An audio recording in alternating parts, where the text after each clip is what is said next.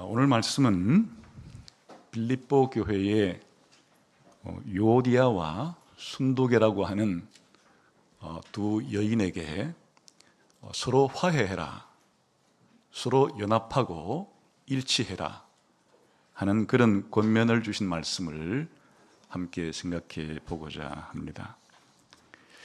여기에 사도 바울이 편지를 보내면서 사람 이름을 가끔 언급할 때가 있는데, 그때 이 사람들은 아주 좋은 의미로 우리의 본이 되거나 혹은 우리에게 반문 교사를 삼아서 이렇게 해서는 안 된다 하는 교훈을 주기 위해서 이름을 기록하는 수가 있습니다. 그런데 오늘 이 요디아와 순도계라고 하는 이 빌립보 교회의 두 여인은 좋은 의미로 지금 이름을 부르는 것은 아니죠. 이 두 여인이 빌립보 교회 성도로서 서로 분열하고 서로 다투고 서로 분쟁을 했기 때문에 이 두 여인에게 이런 분쟁을 멈추고 서로 화해하라 하는 의미로 기록이 된 것이니까 좋은 의미로 기록이 된 것은 아닙니다. 사실은 요디아라는 이름과 순도계라는 이름을 생각해 보면 참 아이러니하기도 합니다. 이 요디아와 순도계라는 이름의 뜻은 참 좋아요. 이 요디아든 순도계든 바울 당시 그리스 로마 사회에서는 아주 흔한 이름이었습니다. 그 유오디아라는 이 이름은 유라는 말은 좋다는 뜻이고 그 오디아는 길이라는 것이 이제 합쳐진 말입니다. 그러니까 좋은 길, 좋은 여정, 그런 뜻을 담고 있어서 인생 길을 살아갈 때, 걸어갈 때 좋은 일이 있기를, 이런 뜻의 좋은 의미를 담은 이름입니다. 순두계라는 말은, 순이라는 말은 함께란 말이고 두계라는 말은 행운이란 뜻입니다. 그러니까 행운이 함께하기를, 이 역시 좋은 말이죠. 살아갈 때 복 받기를, 이런 정도의 이름입니다. 그러니까 동서고금을 막론하고 자녀를 낳았을 때 부모는 좋은 이름을 지어 주어서 자녀들이 한평생 살아갈 때 잘 되기를, 복 받기를, 그런 염원을 담아서 이름을 지어주는 거죠. 유오디아를 오늘 한국식으로 한번 이름을 바꾸어 지어보게 되면 길순이 정도가 될 겁니다. 길순이, 길할 길자에 순할 순. 내 인생이 길하고 순탄하게 되기를. 길하다는 말은 좋다는 뜻입니다. 길흉할 때 길은 좋다는 뜻이고 흉은 나쁘다는 뜻이니까 길순이라는 말은 너의 인생길이 좋고 순탄하게 잘 풀리길 바란다, 그런 좋은 이름이 길순이라는 이름입니다. 순두계를 한국식으로 한번 바꿔보면 복순이가 됩니다. 그러니까 복복자에 순할 순자, 그래서 복이 내 인생 가운데 계속 함께 하기를, 그런 뜻이에요. 그러니까 이름은 참 좋잖아요. 길순 씨와 복순 씨가 지금 빌립보 교회 안에서 서로 얼굴을 붉히고 등을 대고 사이가 안 좋게 된 상태에 있습니다. 왜 이렇게 두 사람의 이름을 굳이 사도 바울이 언급을 한 걸까요? 그러니까 그냥 빌립보 교회 성도들 가운데 아무 영향력이 없는 빌립보 성도들 가운데 두 사람이 좀 다투고 해도 아무런 교회 영향력이 없고 그 두 사람만의 문제라면 굳이 이렇게 이름을 기록할 이유는 없을 것입니다. 이 두 사람의 이름을 거론한 것은 사실은 어느 시대나 어느 지역이나 어느 교회나 이런 요디아와 순도계가 있기 때문이에요. 교회에 우리가 기대하는 것은 서로 사랑하고 서로 화합하고 서로 연합하고 서로 일치해야 되는 것은 이상이지만은 현실적으로 아직도 우리 성도들 가운데서도 죄성이 남아있기 때문에 어느 시대의 사람이든지 어느 지역이든지 어디서나 언제나 그리고 누구나 요디아가 될 수 있고 순두개가 될 수 있기 때문에 그런 것입니다. 우리 아들 아내도 제 아내도 요디아일 수 있고 또 순두개일 수도 있는, 그러니까 이 요디아와 순두개는 2000년 전 빌립보 교회의 한 성도들이기는 했지만은 어느 시대나 지상에 있는 지역 교회에서 생겨날 수 있는, 서로 분열하고 서로 다투고 할 수 있는 그런 성도들에 대한 하나의 원형 같은 존재이기 때문에 이름을 거론한 것이다, 이렇게 생각하면 좋을 것입니다. 그래서 오늘 이 요디아와 순두개가 왜 서로 다투게 되었는지, 분열하게 되었는지 그 원인을 한번 살펴보고, 그럼 어떻게 다시 요디아와 순두개가 화해하고 연합하고 일체를 이룰 수가 있는지의 방법을 생각해 보고, 사실 교회 안에 이런 분열과 이런 연합이 왜 중요한가 하는 문제를 함께 생각해 보려고 합니다. 우선 사도 바울은 이 빌립보 4장 2절에서 요디아와 순두개가 뭐 때문에 싸웠는지 그 이유를 직접적으로는 밝히고 있지 않아요. 사도 바울은 에바브로디도를 통해서 들었기 때문에 무엇 때문에 싸웠는지 이를 정확히 알고 있습니다. 그런데 무엇 때문에 싸웠는지에 대한 구체적인 언급을 하지를 않습니다. 이건 사실은 사도 바울의 치해라고 할 수 있어요.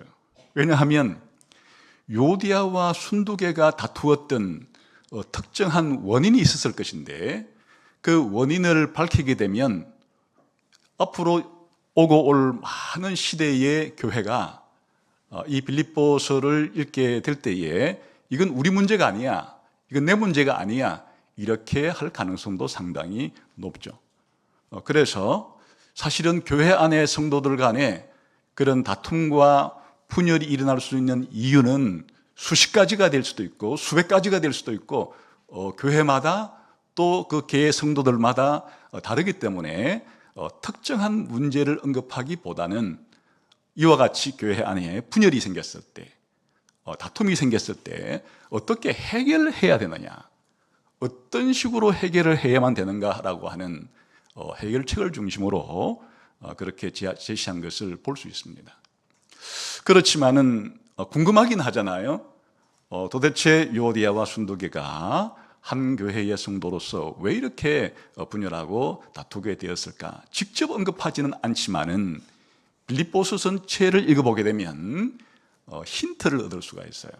그것은 이미 사도 바울이 2장을 쓸 때 특정 개인을 언급하지는 않지만 빌립보 교회 전체를 향해서 서로 연합하고 화합하고 일치해야 한다는 이야기를 하면서 교회의 분열을 가져오는, 교회의 이와 같은 분쟁을 가져오는 원인이 무엇인지를 이미 이야기를 해놓았기 때문에 순두개와 요디아가 분열하게 된 원인도 그것의 일종의 적용이라고 생각할 수 있을 것입니다. 그게 이제 2장에 나옵니다. 2장을 보겠습니다.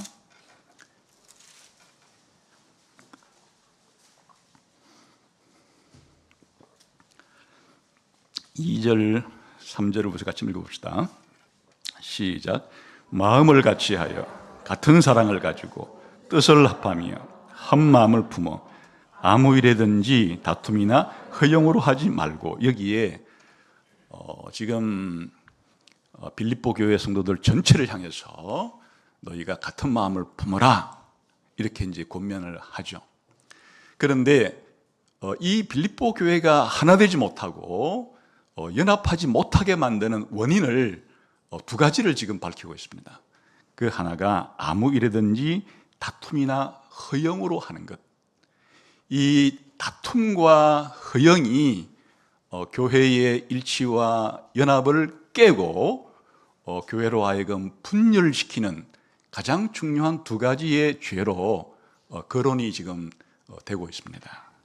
여기에 첫 번째 다툼이라고 표현된 이것은 그냥 읽으면 서로 싸운다 정도로 이해하기 쉽겠지만 사실은 이 단어의 의미가 상당히 중요합니다.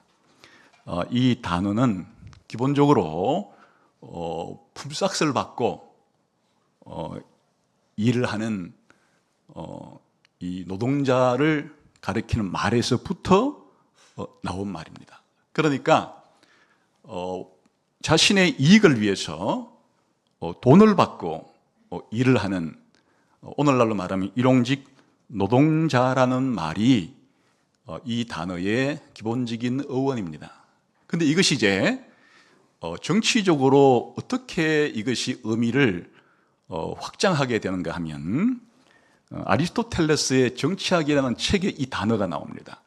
이 단어가 나오는데 거기에서는 어떤 식으로 쓰이는가 하면 공직을 얻기 위해서 정치적인 정치가가 되어서 공직을 얻기 위해서 수단과 방법을 가리지 않고 이기적인 목적으로 이기적으로 추구하는 것으로 의미가 이제 발전되게 되는 거죠. 쉽게 예를 들면 선거에 나간 사람은 자기가 당선이 돼야 됩니다. 그러면 돈을 주고 사람들을 사죠. 그래서 선거운동을 시키기도 하고 또 표를 얻기도 하는.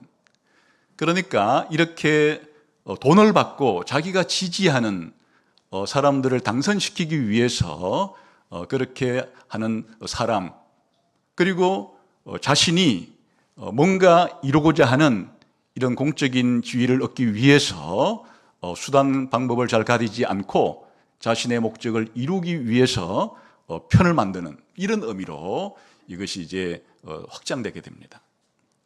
그래서 여기서 말하는 것은 단순한 싸운다라는 말이기보다는 이기적인 자기의 이익을 위해서 당파를 만드는 그런 의미를 가지는 것이에요. 그래서 이 단어를 번역할 때 우리 신약 성경에는 이 단어가 7번이 사용이 됩니다. 7번이 사용이 되는데 우리가 지금 보고 있는 개역 개정 성경에서는 이것을 당짓는 것 이렇게 번역을 하기도 하고 다툼 이렇게 번역을 해놓기도 했습니다. 일관되게 번역해 놓지는 않았어요.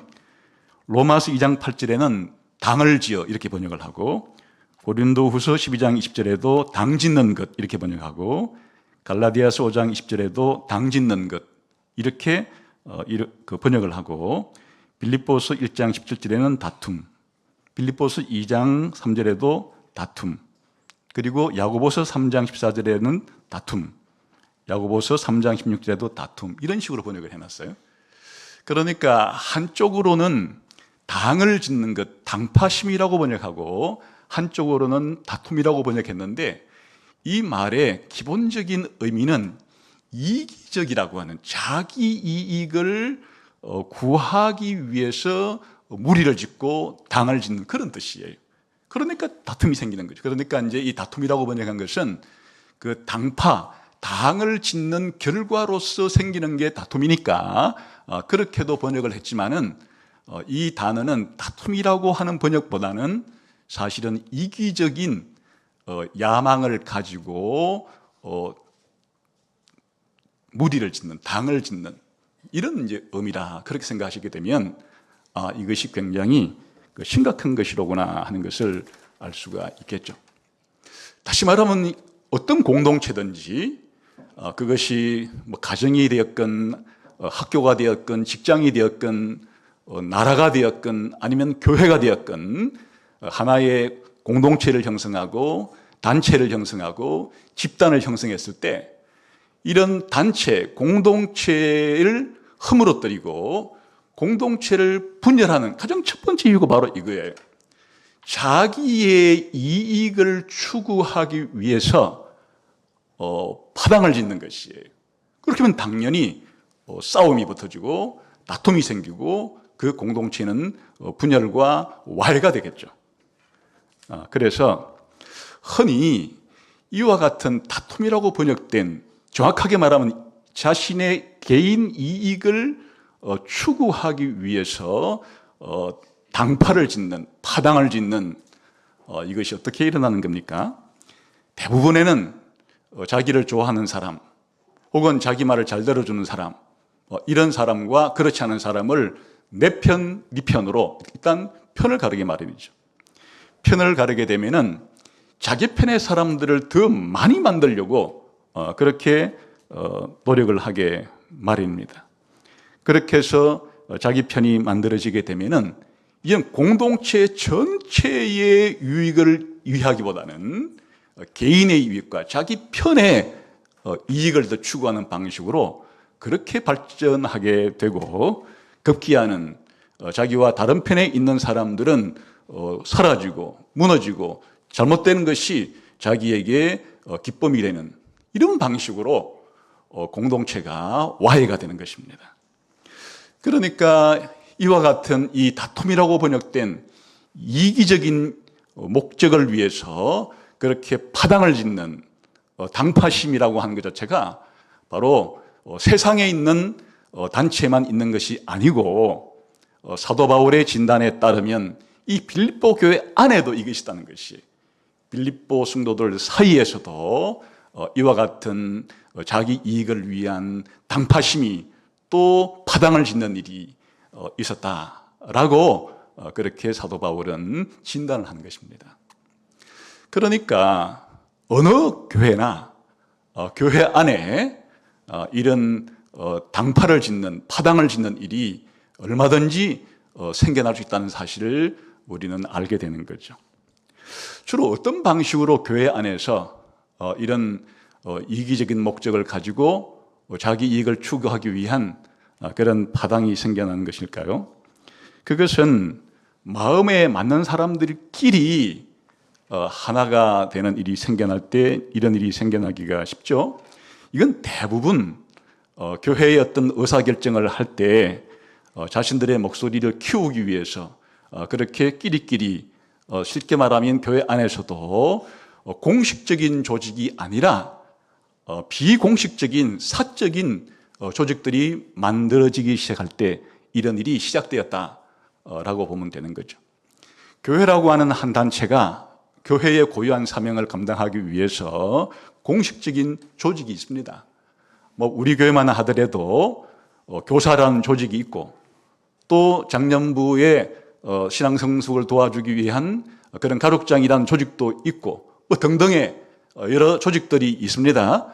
그런 조직의 한 일원으로서 자신이 잘 감당하게 되면 교회가 추구하는 목적을 향해서 함께 나아갈 수가 있는데, 그 안에서 이런 공식적인 조직은 아니고 개인적으로 마음 맞는 사람들끼리 모여서 사적인 모임을 가지게 될 때 이제 자기들의 이 모임에 속한 사람들과 그렇지 않은 사람들 사이에 그와 같은 이 구분이 이루어지기 시작하게 하면 분열의 씨앗이 생겨났다, 이렇게 볼 수가 있는 거겠죠.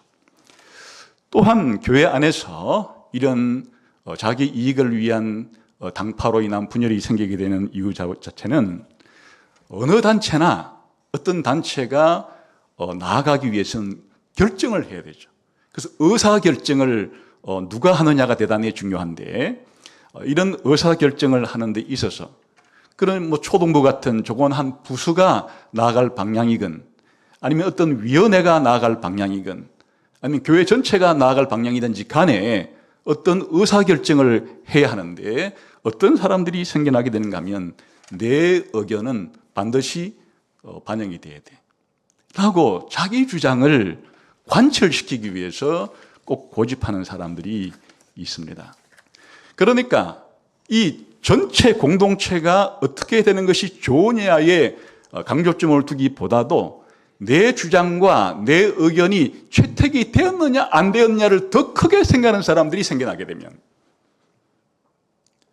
자신의 의견을 내었을 때 그런 의견도 좋긴 하지만 한 부서 전체를 놓고 볼 때, 교회 전체를 놓고 볼 때는 사실 그 의견보다도 이 의견이 더 낫겠다 이렇게 해도 자기 의견을 묵살했다고 생각해서 자기 자신을 거부했다고 생각하면서 끝까지 그와 같은 자기 의견을 관철시키려고 고집하는 이런 일이 생길 때 이게 이제 분열이 점점 생겨날 가능성이 높아지게 되는 겁니다.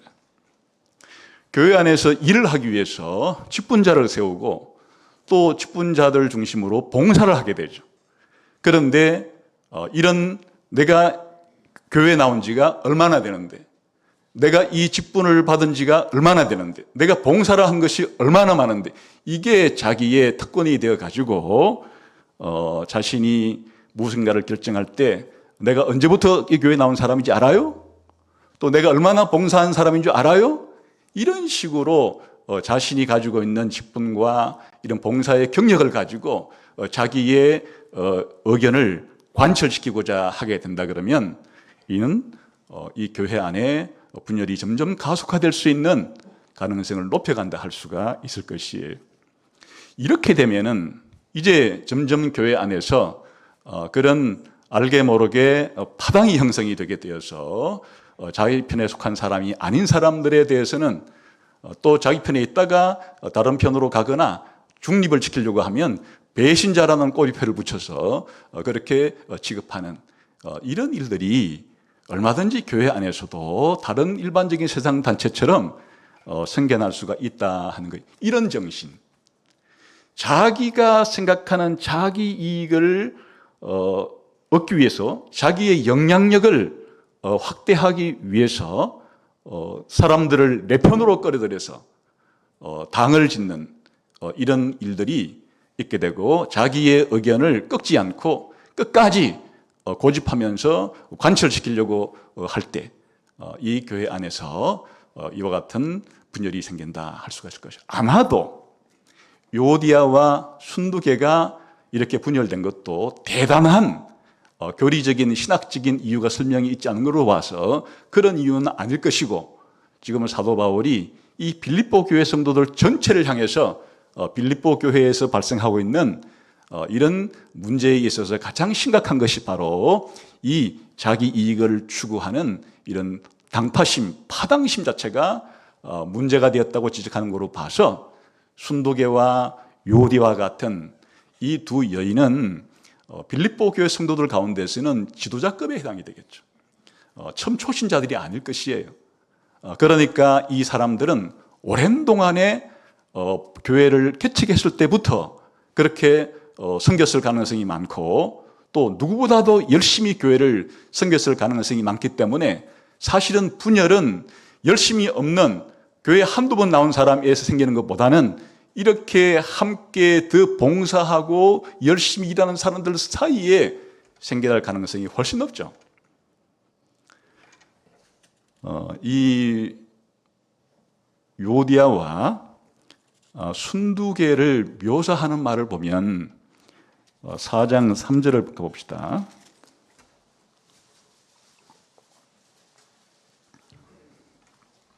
같이 읽어보겠습니다. 시작. 또 참으로 나와 멍에를 같이 한 내게 구하노니 복음에 나와 함께 힘쓰던 저 여인들을 돕고 또한 클레멘드와 그 외에 나의 동역자들을 도우라. 그인들이 생명책에 있느니라.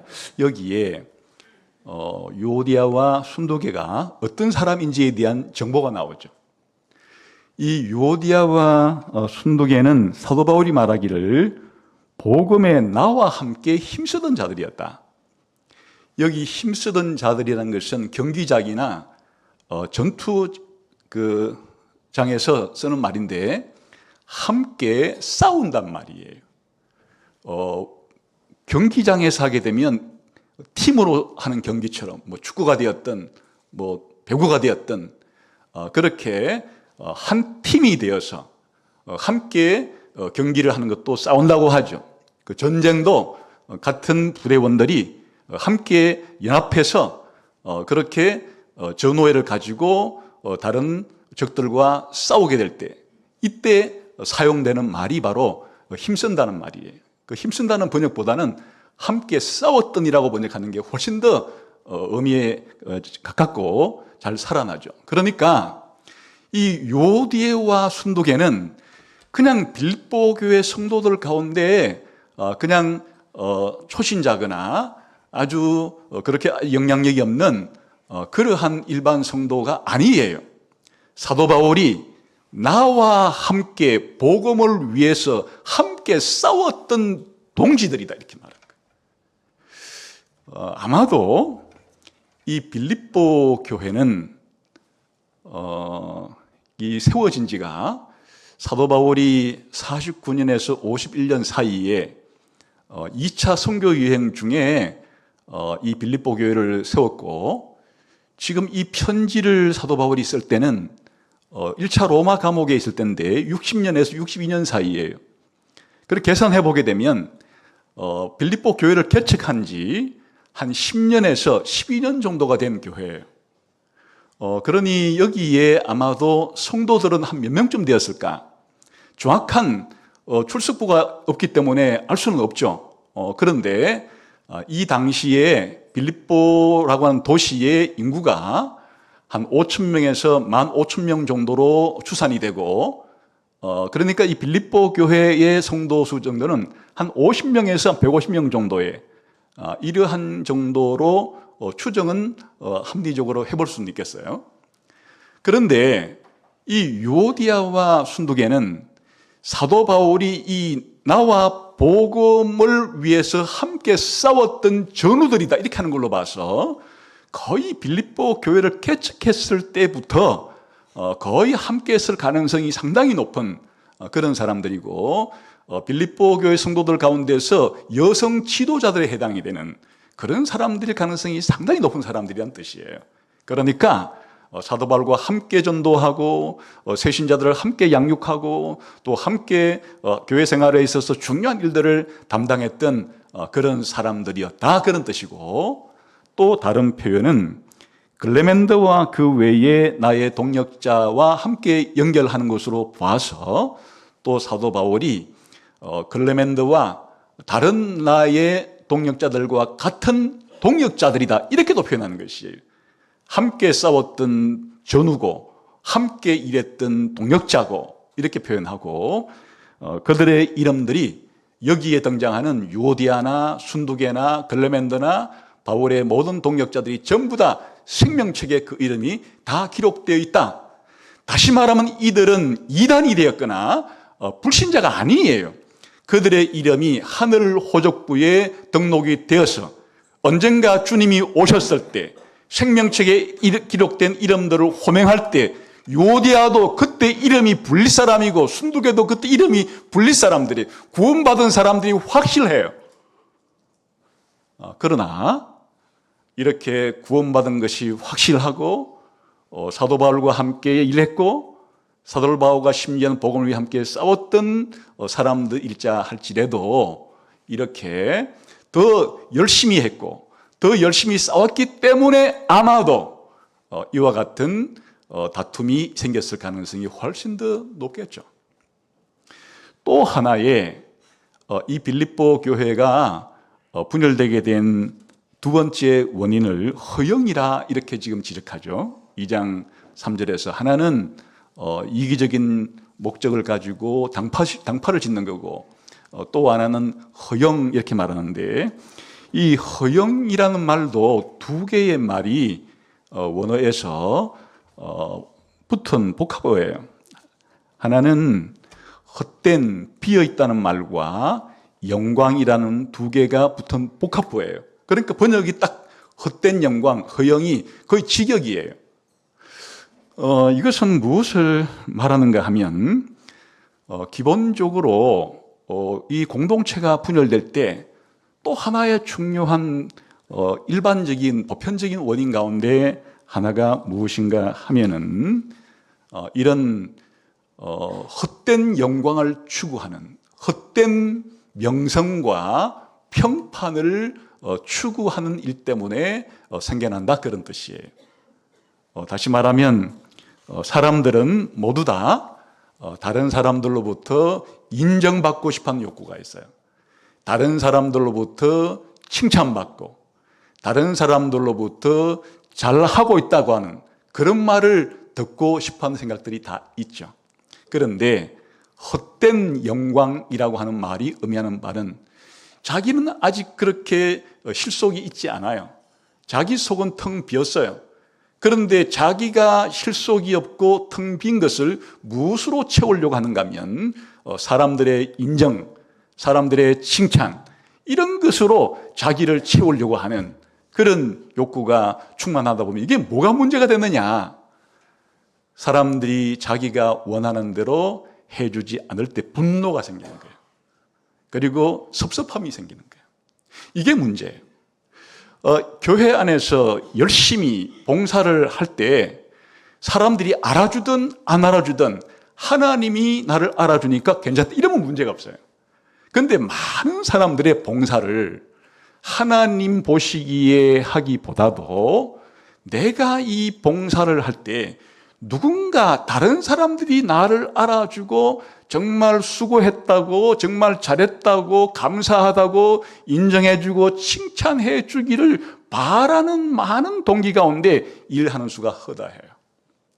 그럴 때 정말 남들보다 더 주일학교 교사로서 열심히 봉사했는데 아무도 알아주지를 않아요. 섭섭한 거예요. 화가 나는 거예요.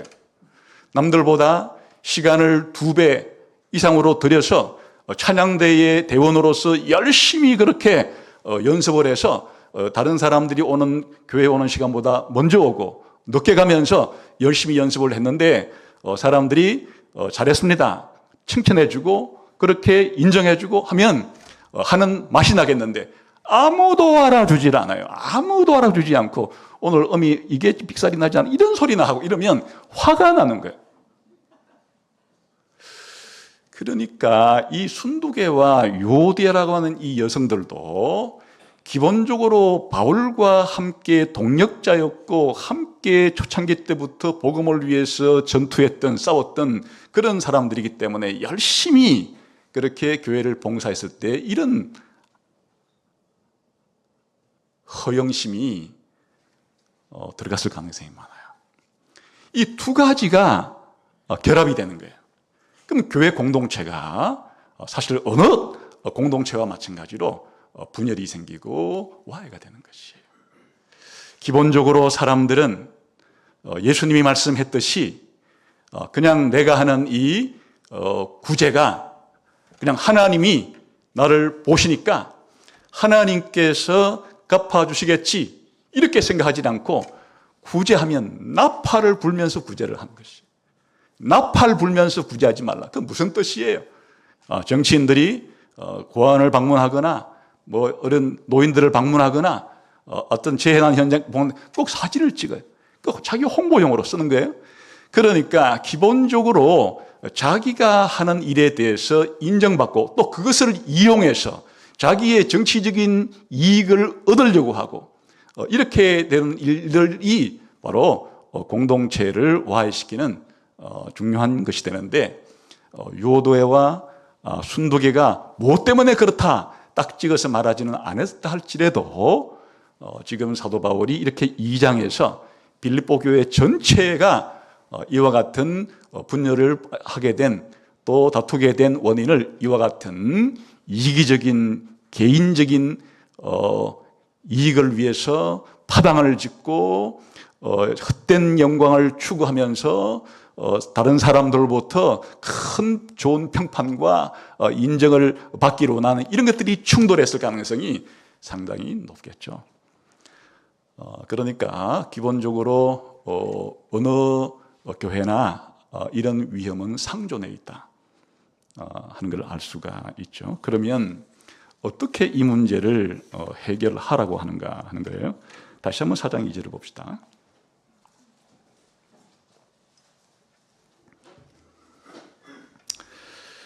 읽어보겠습니다. 시작. 내가 요디아를 권하고 순두계를 권하노니 주 안에서 같은 마음을 품어라. 이건 사실은 이제 사도 바울이 처음 하는 말은 아니고 아까 2장에서 이미 했던 말을 다시 압축해서 하는 말이에요. 다시 우리 2장으로 가봅시다. 이제 이번에는 1절부터 2장 2절을 같이 한번 읽어봅시다. 시작. 그러므로 그리스도 안에 무슨 권면이나 사랑의 무슨 위로나 성령의 무슨 교제나 긍휼이나 자비가 있거든 마음을 같이하여 같은 사랑을 가지고 뜻을 합하여 한 마음을 품어. 이거를 압축해 놓은 말이에요. 주 안에서라고 하는 말은 2장 1절을 압축한 말이에요. 그리스도 안에 같은 말이죠. 그리스도 안에 더 내용을 확장시키는 것이에요. 무슨 권면이 있거나 사랑의 무슨 위로나 성령의 교제나 긍휼과 자비가 있거든. 그 압축한 말이고, 그 다음에 같은 마음을 품으라는 것은 2장 2절에 마음을 같이 하려는 거 똑같은 단어예요. 똑같은 단어나 똑같이 번역해야 사실은 이게 읽는 사람이 그 관련성을 알 수 있는데, 2장 2절은 마음을 같이 하려고 번역해놓고 4장 그 3절에서는 같은 마음을 품고라고 하니까 다른 것 같아도 같은 단어예요. 똑같은 단어예요. 그러니까 같은 마음을 품는다는 것이 2장 2절에서는 더 내 표현으로 더 누적을 시키죠. 같은 마음을 품고 같은 사랑을 가지고 한 영혼과 한 마음이 되어라. 그거를 그냥 2장 2절에서는 같은 마음을 품어라 이렇게 압축함. 그러니까 이미 2장 1절부터 4절 자체가 이 빌립보 성도들 전체를 향해서 하는 그런 교회의 분열을 막고 교회의 일치와 화합을 하는 방법을 가르쳐 놓은 것인데, 그걸 이제 요디아와 순두계에게 개인적으로 적용을 하는 것이에요. 그래서 여기서 주 안에서라고 하는 말은 무슨 말인가? 이미 요디아와 순두계가 주 안에 있는 사람들이에요. 둘 다 주 안에 있다는 사실부터 확인을 해야 되는 거예요. 요디아와 순두계가 둘 다 어떤 사람이냐? 2장 1절식으로 말하면 그리스도의 권면을 받은 사람들이, 그리스도의 은혜를 입은 사람들이, 하나님의 사랑을 똑같이 받은 사람이에요. 성령의 교제가 똑같이 있는 사람이에요. 하나님의 긍휼과 자비를 똑같이 입은 사람이에요. 이것은 마치 고린도 후서 13장 13절에 나오는 축도와 같은, 거의 같은 내용이에요. 그리스도의 은혜, 하나님의 사랑, 성령의 교제가 너희 무리에게 있을지어다라고 했던 것을 약간 변형시켜서 그리스도의 권면과 사랑의 위로와 성령의 교제라는 것은 거의 삼위일체 하나님에 의해서 아버지 하나님의 사랑도 똑같이 받고 그리스도의 은혜도 똑같이 받고 성령의 내주하심도 똑같이 받고 하나님의 긍휼과 자비를 똑같이 입은 사람들이라는 것을 먼저 확인을 하여라. 그래야 이제 이런 분열을 거치고 화해의 길로, 연합과 일치의 길로 나아갈 수 있는 비결은 두 사람 다, 나도 당신도, 요디아와 순두계가 서로 생각할 때 나도 주 안에 있고 당신도 주 안에 있고 우리가 똑같이 주 안에 있다는 이 근본적인 공통분모, 근본적인 자신의 정체성을 하나님과의 관계 속에서 확인을 해야만 교회 안에서의 이런 분열과 다툼은 해결의 실마리가 생기는 것이. 그리고 이제 같은 마음을 품는다라고 했을 때 2장 2절에서는 훨씬 더 강도 높게 말하죠. 이와 같이 하나님의 사랑을 입은 사람들이라면, 그리스도의 은혜를 받은 사람들이라면, 성령의 내주하심을 입고 있는 사람들이라면은 특징이 어떠해야 되겠어요? 삼위일체 하나님과의 교제 가운데 있는 사람들이라면 더더욱이나 바로 교회 안의 성도들 사이에서는 같은 마음, 같은 뜻, 같은 목표, 같은 방향을 향해서 걸어가는 이런 화합과 일치가 가장 중요한 특징이어야 하지 않겠어요? 그런데 그러면 같은 마음을 품을 수 있는 비결은 뭔가? 그게 이제 그 다음에 소개가 되는 것이 3절, 4절이에요.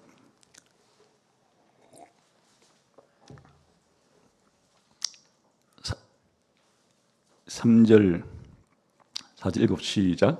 아무 일에든지 다툼이나 허용을 하지, 이건 부정적으로 이런 해서 안 된다는 뜻이고, 그 다음에 시작. 오직 겸손한 마음으로 각각 자기보다 남을 낮게 여기고 각각 자기 일을 돌볼 뿐더러 또한 각각 다른 사람의 일을 돌보아 나의 기쁨을 충만하게 하라. 그러니까 이런 같은 마음을 품는 같은 목적지를 향해서 같은 생각과 같은 감정과 같은 의지를 가지고 같이 걸어가는 이 일이 어떻게 가능한가 하는 것은 바로 겸손한 마음을 가져야 한다. 그런 뜻이에요. 겸손이 교회의 분열과 다툼을 그치고 교회가 하나 되고 연합하는, 일치하는 가장 중요한 비결은 바로 겸손이다. 이렇게 말하는 것이. 근데 겸손이라고 하는 말은 사실은 가장 기본적인 의미는 자기 자신에 대해서 정확한 평가를 내리는 걸 의미해요. 하나님 앞에서 자기 자신을 정확하게 평가하는 것은 자기를 뻥튀기 해서 과대 평가를 하는 것도 아니고 자기를 우그러뜨려서 지나치게 비하하고 과소평가하는 것이 아니고 정확하게 자기 자신을 하나님 앞에서 평가하는 것을 겸손이라는 말을 쓰는 거예요. 그러면 하나님은 위대하시기 때문에 그 위대하신 하나님 앞에 설 때 자기는 얼마나 작은가 하는 걸 알게 돼요.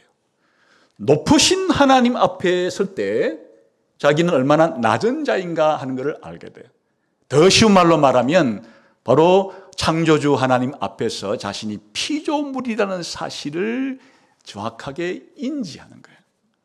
그러니까 하나님이 주지 않으면 받을 수 없고 자기는 여러 가지의 결함을 가지고 있고 부족함을 가지고 있고 한계를 가지고 있기 때문에 하나님을 의존하지 않으면 살아갈 수 없다고 하는 이런 자세, 심지어는 또 자기 자신이 악하기까지 한 존재라고 하는 그런 자기 자신에 대한 정확한 판단을 겸손이라고 하고 이런 판단 속에서 자기 자신을 이해하고 다른 사람을 대하는 그런 자세를 가리키는 것인데 지금 그것은 일반적인 이야기고 그것은 동서고금을 막론하고 누구나 하나님이 형상으로 만든 인간이라면 어렴풋이 그런 생각은 가질 수 있는 정도의 의미라면은 지금 특별히 구원받은 예수님 믿는 기독교인의 겸손은 이보다 한 걸음 더 깊게 나가는 거예요. 그래서 여기에서 빌립보서 2장에서 설명하는 이 겸손은 단순히 그냥 하나님 앞에서 자기 부족함을 알고 자기 약함을 알고 자기 악함을 알고 그런 정도의 자기 자신의 인식을 말하는 게 아니고 기독교인에게 겸손이 있어야 한다고 말하는 것은 타인과의 관계에 있어서 타인을 자기 자신보다도 더 낮게 그렇게 여기면서 자기가 필요한 자기 자신의 일만 아니라 타인의 상대방의 그런 관심사와 필요와 중요한 문제에 더 먼저 우선적으로 해결해 주려고 하는 그런 이타적인 것까지를 바로 기독교인의 겸손의 범위에 넣고 있는 것이에요. 그러니까 이것은 교만과 정반대가 되는 거죠. 아까 자기 개인의 이익을 위해서 편을 만드는 그리고 상대방으로 하여금 자신에게 헛된 평판과 인정과 칭찬으로 자기를 부풀리려고 하는 이런 것은 전부 다 사실은 자기중심성이라고 하는 자기중심적인 교만으로부터 발생하는 것이라면 겸손은 그와 정반대가 되는 것으로서 하나님 앞에 자기 자신을 정확하게 평가함과 동시에 타인을 대할 때 오히려 상대방을 나보다 깔아뭉개고 낮게 보는 것이 아니라 나보다 더 높게 인정을 하고 내일 뿐 아니라 상대방이 이래도 관심을 가지고 그 문제를 해결하기 위해서 애쓰고 봉사하고 희생하고 손해본 것까지를 지금 겸손이라고 하는 말 속에 사도 바울은 지금 넣어서 이해하고 있는 것이에요. 그래서 곧 이어서 이런 기독교인이 가져야 될 이 겸손의 가장 완전한 모범, 완전한 모델을 누가 가지고 계신가 하니까 바로 그리스도께서 가지고 계시다, 그렇게 말합니다. 그래서 2장 5절부터 11절까지가 대단히 중요합니다. 빌립보서 2장 5절부터 11절을 보겠습니다. 아까 같은 마음을 가지라 그랬는데 그 같은 마음이 어떤 마음인가 하면 바로 이 마음이에요. 시작. 너희 안에 이 마음을 품어라. 곧 그리스도 예수의 마음이니 그는 근본 하나님의 본체시나 하나님과 동등됨을 취할 것으로 여기지 아니하시고 오히려 자기를 비워 종의 형체를 가지사 사람들과 같이 되셨고 사람의 모양으로 나타나사 자기를 낮추시고 죽기까지 복종하셨으니 곧 십자가에 죽으심이라. 여기에 기독교인이 본받아야 할 참된 겸손이 무엇인가 하는 것을 예수님의 겸손을 통해서 보여주고 있는 것이에요. 예수님의 겸손은 어떤 모습으로 나타나는가 하니까 원래 예수님은 하나님의 본체, 하나님의 형체예요. 하나님으로서 하나님의 속성을 다 가지고 계세요. 그런데 예수님께서 자기를 낮춰요. 그리고 자기를 비워요. 그래서 종이 되었어요. 이거 다시 무슨 말인가 하니까 바로 성육신했다, 그런 뜻이에요. 예수님께서 본디 하나님의 아들이시고 하나님이시지만 예수님께서 자기를 비우고 자기를 낮추어서 사람이 되었다라는 표현을 지금 이렇게 하는 것이에요. 어떻게 하는가 하면 7절에 종의 형체를 가지사 사람들과 같이 되었고 사람의 모양으로 나타냈다. 전부 다 예수님의 겸손은 기본적으로 예수님 자신이 하나님으로서의 속성을 가진 하나님이신데 자기를 비웠다는 게 자기를 낮추어서 사람과 같이 되신 것 자체가 겸손의 첫 번째 특징이에요. 그런데 이 예수님의 낮추심은 그냥 사람이 되었다 정도로 말하지 않고 종의 형체를 가졌다, 종이 되었다라고 말해요. 기본적으로 종은 낮은 신분의 사람으로서 평생 동안 주인을 위해서 섬기는 사람이에요. 그런데 예수님께서 원래 하나님이셨는데 하나님이 인간이 된 것만이 아니고 더 자기를 낮추어서 종이 되었다. 이 이야기는 예수님께서 내가 섬김을 받으러 온 것이 아니고 섬기려고 왔다. 그래서 예수님은 죄인된 우리의 종이 되기 위해서 그렇게 자기를 낮추신 것이 겸손의 두 번째 단계이자 두 번째 더 깊은 그런 특징을 형성하고 있는 것이에요. 그리고 세 번째는 그냥 죄인된 우리를 종처럼 예수님께서 섬기시기 위해서 자기를 낮추신 정도가 아니고 심지어는 십자가에 죽기까지 그렇게 했다. 예수님은 우리 죄인들을 구원하기 위해서, 죄인들의 이익을 위해서, 죄인들을 구원하기 위해서 자기 자신의 목숨까지도 내버렸다. 자기 자신의 목숨까지도 희생했다. 그 예수님의 겸손이라는 것은 단순히 인간이 되신 것을 넘어서서 종이 되신 것이고, 종이 되신 것을 넘어서서 완전히 자기 자신을 우리를 구원하기 위해서 죽음에 내어준, 희생한, 자기가 가지고 있는 가장 중요한 값진 것, 권리, 모든 좋은 것들을 전부 다 우리를 위해서 자신의 목숨까지도 희생하는 완전한, 예수님 십자가에 죽었었을 때 아무런 보상을 받지 못하고 예수님께서는 그렇게 자기가 가진 모든 것을 내어주시면서 심지어는 입고 있던 옷까지도 다 쪼개서 다른 사람들에게 나누어 주실 정도의 그렇게 자기 자신을 희생하고 그렇게 하신 것 자체가 겸손의 극치다, 그런 뜻이에요. 그런데 예수님 십자가에 죽기까지는 이렇게 자기를 낮추시고 우리를 위해서 봉사하시고 우리를 희생하신 것에 대해서 아무런 대가를 받지 못했어요. 그 대가는 언제 받았느냐? 죽고 난 이후에 하나님께서 영광스러운 보상을 해 주었다는 거예요. 그게 바로 9절부터 11절까지 얘기 시작. 이러므로 하나님이 그를 지극히 높여 모든 이름 위에 뛰어난 이름을 주사 하늘에 있는 자들과 땅에 있는 자들과 땅 아래 있는 자들로 모든 무릎을 예수의 이름에 꿇게 하시고 모든 입으로 예수 그리스도를 주라 시인하여 하나님 아버지께 영광을 돌리게 하셨느니라. 그러니까 예수님이 하나님으로서 자기를 낮추어 인간이 되시고 더 낮추어 죄인들의 종이 되시고 더 낮추어 자기의 목숨까지도 희생하신 이와 같은 것에 대한 대가는 지상에 계셨을 때 받으신 것이 아니고 고난과 죽음 이후에 하나님 아버지께서 예수님에게 이 모든 것에 대한 보상과 대가를 지불해 줘서 모든 무릎으로 예수님께 꿇게 하시는 이와 같은 보상을 해줬다.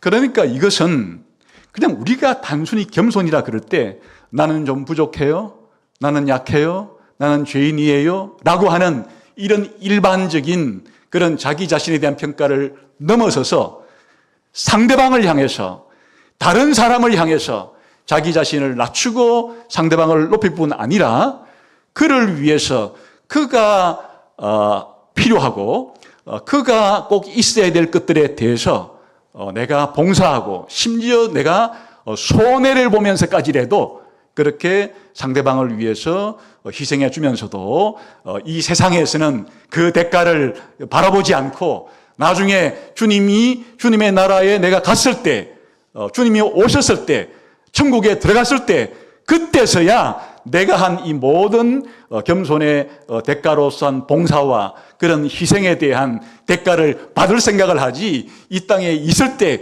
조금 봉사하고 며칠 봉사하고 몇 년 봉사한 것 가지고 당장 다른 사람에게 칭찬을 받고 싶고 인정받고 싶고 보상을 받으려고 한 그런 생각이 아니다.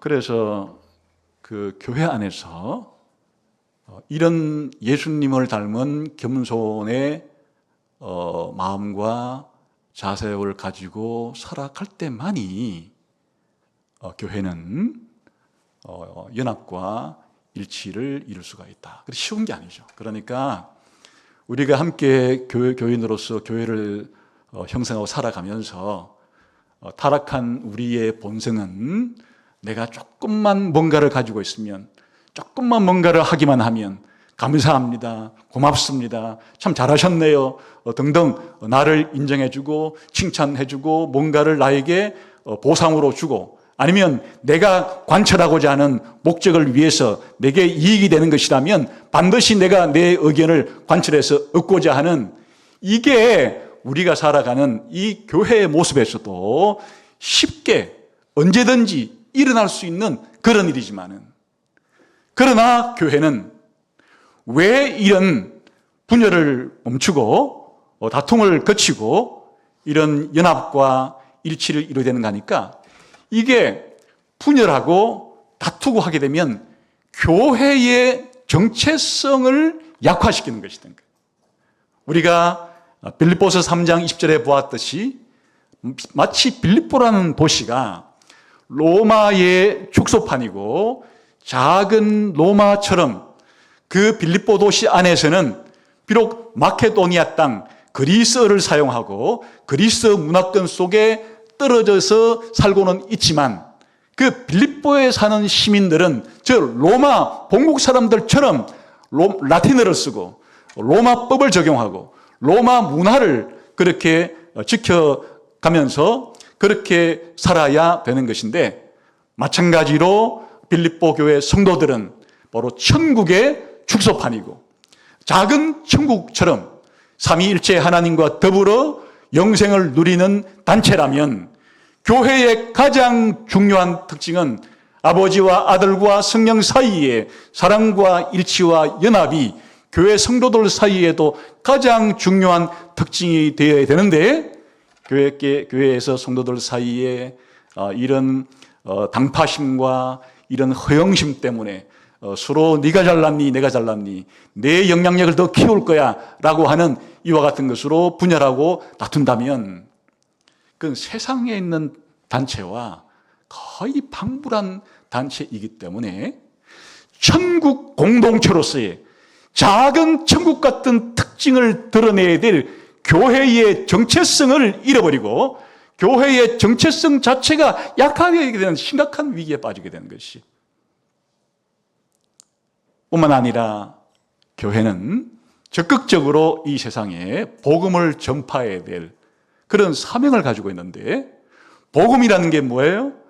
이 복음은 예수님을 통해서 하나님과 원수되었던 여러분들이 화해하고 또 이방인과 유대인의 원수되었던 것 같은 것들을 화해하고 이렇게 하나님과 사람 사이의 화해, 사람과 사람 사이의 화해가 복음의 핵심인데 정작 당신이 이 복음을 받아들이게 되면 하나님과도 일치하게 될 것이고 화해할 것이고 다른 모든 원수들과도 화해할 수 있는 사람이 될 겁니다라고 복음을 전해놓고는 정작 그냥 복음을 전하는 교회가 내부적으로는 이렇게 분열하고 다툰다면은 자기가 전하는 복음을 스스로 부정하는 행동이 될 것이고 이 복음을 듣는 사람들은 너희나 잘해라 이렇게 나올 것이기 때문에 복음 전도의 치명적인 약화를 가져오게 된다 그런 뜻이에요. 그러나 반대로 교회가 삼위 하나님이 서로 화합하고 사랑하시듯이 교회 성도들 사이에 겸손을 가지고 서로 상대방을 그렇게 존중하고 상대방을 배려하고 상대방을 위해서 봉사하고 상대방 희생할 각오를 기꺼이 지불하되 현세에서 이 모든 대가를 받을 생각을 하지 않고 영원한 천국에서 받을 생각을 하면서 다른 사람의 인정이 아니라 하나님의 인정만 있으면 된다는 정신으로 그렇게 서로를 향해서 함께 섬길 때 교회는 정말 작은 천국 같은 모습을 사람들에게 보일 수 있는 것이고 교회가 이 복음을 전할 때 진정한 복음 전파가 된 이런 일이 일어난다 그런 뜻이에요. 그래서 사실 이게 바울이 말한 바예요. 우리 한번 2장 14에서 16절을 봅시다.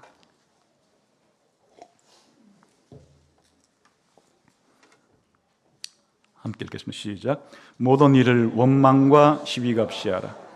이는 너희가 흠이 없고 순전하여 어그러지고 거스리는 세대 가운데서 하나님의 흠없는 자녀로 세상에서 그들 가운데 빛들로 나타내며 생명의 말씀을 밝혀 나의 다름질이 헛되지 아니하고 수고도 헛되지 아니하므로 그리스도의 날에 내가 자랑할 것이 있게 하려 합니다. 이게 무슨 말이에요? 저 옛날 광야길을 걷던 이스라엘 백성처럼 불평하거나 원망하거나 서로 다투거나 하지 않고 그거는 어그러진 이 세대의 세상 사람들이나 하는 거지 이제 교회로서는 하나님의 자녀로서 바로 이 생명의 말씀 복음을 잘 지키고 복음을 잘 밝혀서 전파하게 되면 하늘의 별처럼 빛나게 될 것이다. 밤하늘의 별처럼 아니면 낮의 태양처럼 그렇게 교회는 세상 가운데 힘있게 복음을 전가하는 그런 단체가 될 거다 그런 말이에요.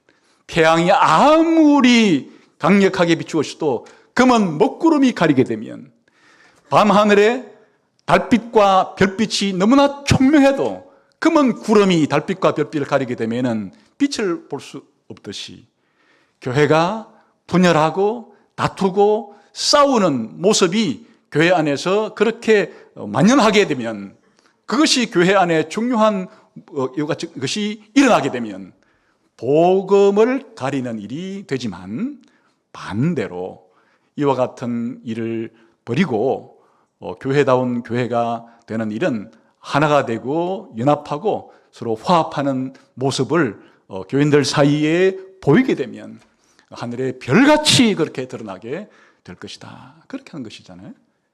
그래서 오늘 우리들은 이 요디아와 그 순두개에게 주 안에서 같은 마음을 품으라 하는 말이 결국에는 그리스도의 마음, 이 겸손의 마음, 겸손의 자세를 가져서 지금까지 다투던 것을 이제 멈추고 화해하라 하는 말이라는 것을 알 수가 있어요. 사실 이 바울의 빌립보서는 이 빌립보 편지가 빌립보 교회에 전달되게 되면 교인들이 다 같이 이렇게 모인 예배 자리에서 이거 낭독하게 돼 있는 거예요. 그때 유오디아와 순두계도 있을 것이고 클레멘토도 있었을 것이고 여기에 나의 동역자라 부르는 사람도 있을 것이고 다 있는 자리에서 이제 사도 바울이 로마 감옥에서 우리 교회에 보낸 편지를 낭독하겠습니다 하고 낭독을 할 때 그 자리에 있었던 유오디아와 순두계는 도대체 어떻을까요? 얼굴이 홍당무가 되고 안절부절하지 않았을까요? 자기들이 왜 이렇게 서로 다투게 됐는지에 대한 것들을 이제 더 분명하게 보게 되지 않았을까요? 그리고 어떻게 해야 화해를 이루어야 할지에 대해서 자기들이 듣게 되지 않았을까요? 화해했는지 안 했는지에 대한 기록은 없어서 모르겠지만은 오늘 그 몫은 이제 우리에게 남겨져 있어요. 혹시 여러분 가운데 유오디아와 순두계와 같이 누군가 내가 주일날 오게 되면 얼굴 보기가 싫고 불편하고 스쳐 지나가는 것도 기분 나쁘고 하는 그런 성도가 우리 교회 가운데 있다면은 그게 바로 자기가 이 시대에 이 교회 안에 유오디아이고 순두계일 것이에요. 이와 같은 상태를 지나고 있는 분들이 계시다면은 누구나 그렇게 될 수가 있으니까 내가 왜 저 성도와 이런 척이 지고 불편한 관계가 되었는가를 생각해 보면 바로 나의 어떤 개인의 영향력과 이익과 이런 것들을 하기 위한 그런 노력 때문에 그렇게 되었는지 아니면 지나치게 나의 봉사에 대해서 더 인정받고 싶은 것 때문에 생겼는지 이것이 경쟁심으로 유발되어 가지고 빚어진 문제인지 등등의 것들을 생각하고 아무튼 그 이유가 무엇이든지 간에 우리는 한 교회 주 안에 있는 사람들로서 또한 마지막으로 생명책이 내 이름이 그곳에 기록되어 있는 나도 나와 불편한 저 성도도 주님 앞에 설 때에 모두 다 생명책의 이름이 똑같이 불리게 될 날이 있을 것이고 함께 영원한 천국에서 살아가게 될 날이 있다는 것을 생각하고 우리가 불편하게 하는 것 자체가 이 개인만의 문제가 아니로구나. 이게 교회라고 하는 이 공동체 전체의 문제로구나. 우리는 비록 개인적으로 이렇게 알력이 있고 불편하지만은 이 자체가 천국 공동체로서의 교회의 정체성을 이게 무너뜨리려고 하는 행동이로구나. 그리고 복음 전파에 심각한 그런 걸림돌이 되는 것이로구나 생각해서 우리가 다시 한번 용기를 내고 기도하는 가운데 누가 먼저 그렇게 선뜻 화해의 손길을 내밀든지 간에 이렇게 그리스도의 겸손을 본받아서 바로 그리스도의 마음, 이 겸손한 마음을 본받기를 힘써야 하겠어요. 또 한 가지 화해는 이게 너무 골이 깊을 때는 아무리 이렇게 말해도 두 당사자는 꼴도 보기 싫기 때문에 서로 만나지를 않아요. 아무리 해도 그게 통하지가 않아요. 그래서 제3자에게 요청하는 거예요. 4장 3절은 여기에 바울이 이 요디아와 순두계가 이 한마디 말로써 해결될 것 같지가 않다는 생각이 있기 때문에 뭐라고 말하는가 하니까 나와 함께 멍에를 같이 맺던 너에게 내가 부탁하니까 네가 제3자로서 요디아와 순두계를 붙잡아주라. 여기서 이제 도라는 말은 붙잡아주라는 얘기. 두 사람이 등을 대고 서로 떨어져 가고 있는 이런 장면을 생각해 보세요. 그때 제3자가 나서서 요디아의 손을 잡고 순두계의 손을 잡아서 함께 붙잡아서 함께 하도록 하는 그런 모습을 지금 우리들에게 연상시켜주고 있는 것이에요. 여기에 바울은 빌립보 교회 안에 이 일을 하기에 적합한 사람이 있다는 생각을 가지고 있어요. 그는 누구인가 하니까 바울과 함께 복음을 위해서 멍에를 같이 맺던 자라고 얼마나 이게 놀라운 표현이에요. 고대 중동 지방에서는 소가 밭을 갈거나 할 때 소 두 마리에다가 나무로다가 멍에를 메어서 소 두 마리가 같은 방향을 향해서 같은 무게를 지고 같은 걸음을 걸어야 경작을 하게 되는 거예요. 이 소 두 마리가 같은 멍에를 쥐고 다른 방향을 간다 그러면, 또 같은 무게를 지지 않는다면은 발걸음이 서로 다르다 그러면 이게 경작할 수가 없는 거예요. 그러니까 사도 바울이 지금까지 나와 함께 그리스도를 위해서, 복음을 위해서 같은 멍에를 쥐고 사역해 왔던 너에게 특별히 당부하노니, 이 빌립보 교회의 요디아와 순두계의 이 불화를 그냥 두고 보지 마라. 그 개인의 문제라고 그냥 치부해버리고 나와는 관계없다고 생각하지 말아라. 네가 교회를 대표해서 제3자가 되어서 요디아와 순두계의 손을 꽉 붙들어서 그들로 하여금 화해할 수 있도록 그렇게 노력을 해다오, 이렇게 부탁을 하는 것이에요. 그러니까 우리 교회 안에서도 마찬가지예요. 같은 가족 안에서 두 사람이 무슨 일을 통해서든 간에 편편자였을 때, 그때 가족장이, 혹은 또 교회 안에서 있던 일이 있을 때에 양쪽으로부터 신뢰받을 사람이 두 사람에게 동일하게 편들지 않고 잘 화해하도록 중재하는 이런 노력도 필요하다. 그래야 교회 공동체 전체의 문제이기 때문에 교회 안에서의 이런 분열과 다툼은 당사자만의 문제가 아니다. 그러니까 당사자가 해결해야 될 문제이기도 하지만은 교회 전체가 관심을 가지고 이 일에 영향력 있는 사람이 나서 주어서 두 사람을 화해할 수 있도록 하는 것이 중요하다, 이렇게 말하는 것이에요.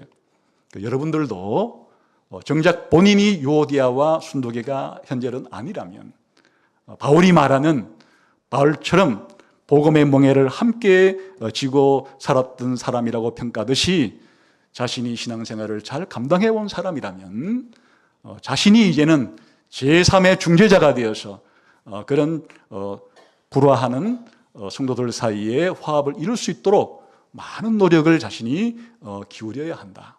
그리고 우리 모두는 우리 이야기일 수도 있는 요디아와 순두계와 빌립보 교회의 모습을 거울 삼아서 우리 교회가 작은 천국 같은 공동체로서의 특징을 가지고 또 복음을 힘있게 전가하기 위해서는 무엇보다도 성도와 성도 사이에 예수님의 겸손함을 본받아서 서로가 상대방을 나보다 더 낮게 여기고 서로가 내 문제만이 아니라 다른 성도들의 문제도 관심을 가지고 그의 필요와 그의 문제를 해결하는 데 적극적으로 내 봉사가 필요하다면 봉사를, 내 희생이 필요하다면 희생을 해서라도 교회는 이렇게 하나가 되고 화합하고 연합하고 일치하는 교회가 되어야 된다는 사실을 다시 명심하고 이렇게 되기를 위해서 각자 서로가 겸손해지기를 그렇게 노력을 했으면 좋겠습니다. 그래서 한 가지 비결은, 마치 우리가 멀리 떨어져 있는 사람들이 가까워지는 것은 사실은 두 사람이 가까워지는 것보다 더 중요한 것이 있는데 제3의 그 기준점을 향해서 가는 거예요. 그러니까 산 밑에서는 사람들이 떨어져 있지만은 저 산 정상으로 두 사람이 계속 올라가면 산 정상으로 가까워질수록 더 가까워지는 것처럼 우리가 서로가 각자가 예수님의 겸손을 닮아가면, 예수님을 중심으로 하게 되면은, 각자 예수님의 겸손을 닮아가게 되면 교회 공동체가 이러한 연합을 이룰 수가 있다 하는 것이 오늘의 중요한 교훈이 되겠습니다. 여러분 모두 가슴에 새기시고 우리 교회가 이런 화합한 교회가, 그리고 복음을 힘있게 우리의 삶으로도 전하는 교회가 되어지기를 주님의 이름으로 축원합니다. 기도하겠습니다.